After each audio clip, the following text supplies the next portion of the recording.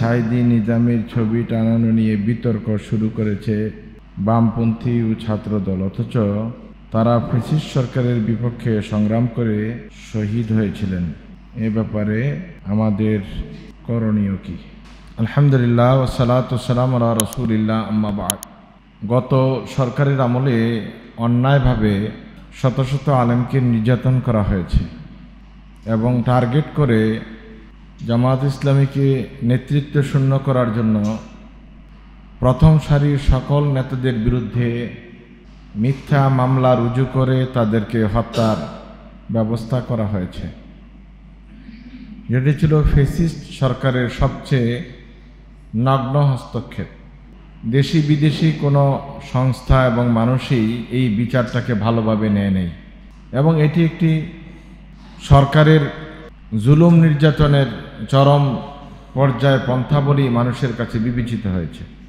24শে জুলাই বিপ্লবের পর আমরা যেভাবে স্বাধীন এবং মুক্তভাবে কথা বলতে পারছি, সেটি আল্লাহ তাআলার রহমত এবং করুণা।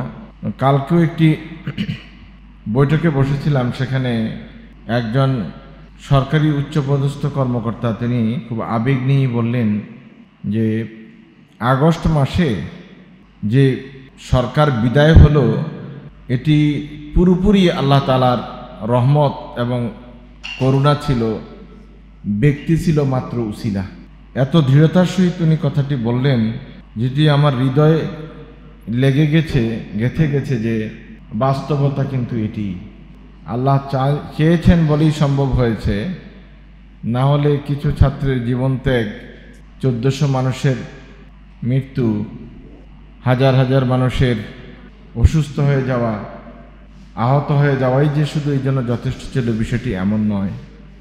সে বিজয়ের মাস বা ফ্যাসিস্ট মুক্ত মাসের হিসাব অনুযায়ী জুলাই মাস আবার ফেরত এসেছে, একটি বছর কেটে গেছে।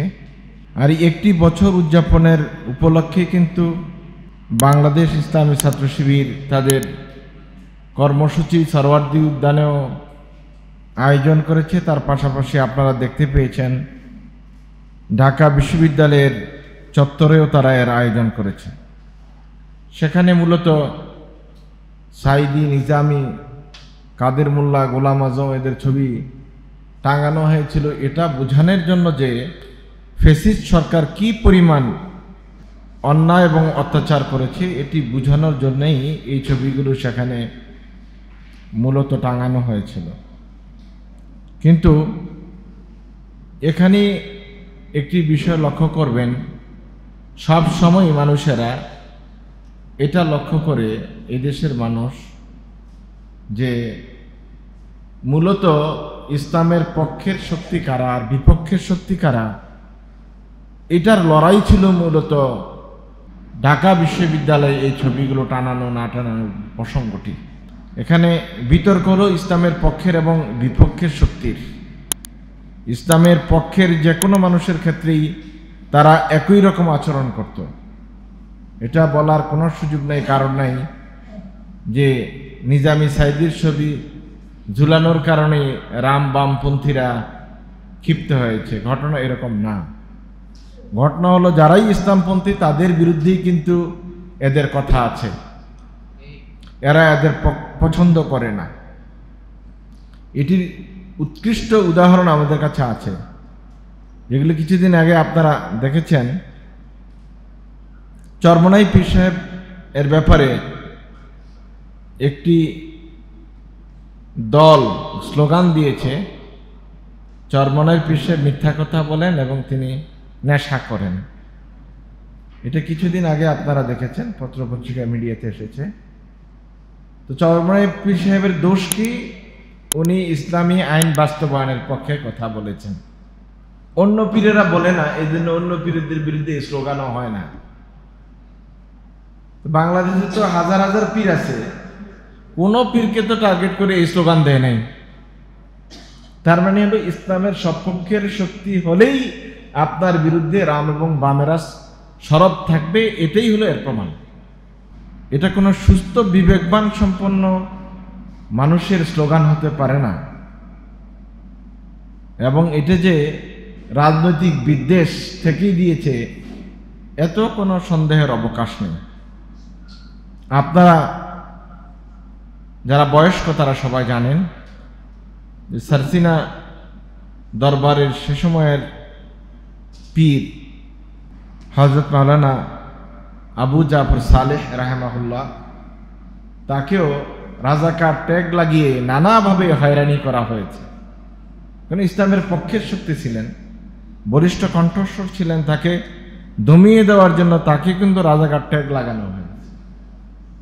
সুতরাং এদেশে যারা ইসলামের পক্ষে কথা বলবে, দ্বীনের পক্ষে কথা বলবে, তারা কোনো দল করুক না করুক, কোনো দলের অনুগামী হোক বা না হোক, তাদের বিপক্ষে রামেরা বামেরা কিন্তু এক হয়ে যায় এবং তাদের কোনো রকমের ফলাও করে প্রচার করা, তাদের সামাজিক মর্যাদা অর্জন করার সকল ক্ষেত্রগুলোর বিরুদ্ধেই তারা সোচ্চার হয়ে থাকে।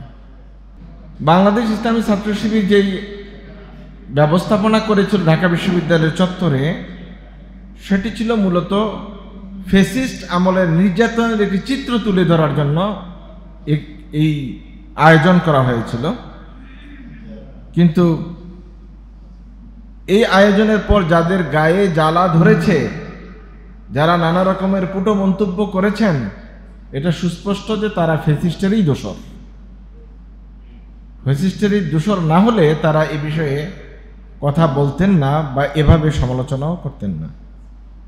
এই নানা ট্যাগ লাগিয়ে ফ্যাসিস্টরা তাদের আমলে ওলামায়ে কেরামদেরকে যেভাবে জব্দ করেছে, তাদের উত্তরসূরিরা কিন্তু মরে যায় নাই, তারা কিন্তু এই ট্যাগের সংস্কৃতি এখনো চালিয়ে যাচ্ছে। আল্লাহ সুবহানাহু ওয়া তাআলা কিন্তু পরিষ্কার ভাষায় কোরআনে কারিমে হাজার বছর শত বছর আগেই বর্ণনা করেছেন, জা আল হাক্কু ওয়া জাহাকাল বাতিল ইন্নাল বাতিলা কানা যাহুকা। সত্য প্রকাশিত হয়েছে আর মিথ্যা অপসৃত হয়েছে। মিথ্যা অবশ্যই অপসৃত হবে। কেউ কি কখনো কল্পনা করতে পেরেছেন যে সারওয়ার্দী উদ্যানে আলেম ওলামাদের সমাবেশ হবে? কখনো কল্পনা করতে পেরেছেন যে ঢাকা বিশ্ববিদ্যালয়ে ইসলামপন্থীরা মুখ খুলবে? কখনো কি কল্পনা করতে পেরেছেন যে প্রকাশ্যে নামাজ সালাত আদায়ের জন্য মেয়েদের জন্য কক্ষ নির্ধারণ করা হবে? বিগত 16-17 বছরে ঢাকা বিশ্ববিদ্যালয়ে আমাদের ছেলেরা প্রকাশ্যে সালাত পর্যন্ত আদায় করতে পারে নাই। যারা সালাত আদায় করেছে তাদেরকে চিহ্নিত করা হয়েছে। দাড়ি টুপি তো অনেক পরের কথা, বাথরুমে গিয়ে নামাজ আদায় করেছে, ওয়াশরুমে গিয়ে, গোসলখানায় গিয়ে, সেখানেও তাদেরকে ধরা হয়েছে। এত সময় লাগে কেন গোসল করতে? নিশ্চয়ই সে এখানে একটা কিছু করতেছে। এই ছিল ঢাকা বিশ্ববিদ্যালয়ের চিত্র। সেখানে ইসলামপন্থীদের চিত্র দেখলে গাত্রদাহ হওয়া তো স্বাভাবিক ব্যাপার। আল্লাহ তাআলা এই পথ হারা এই মানুষদেরকে হেদায়েত দান করুক, আমরা সবাই বলি আমিন।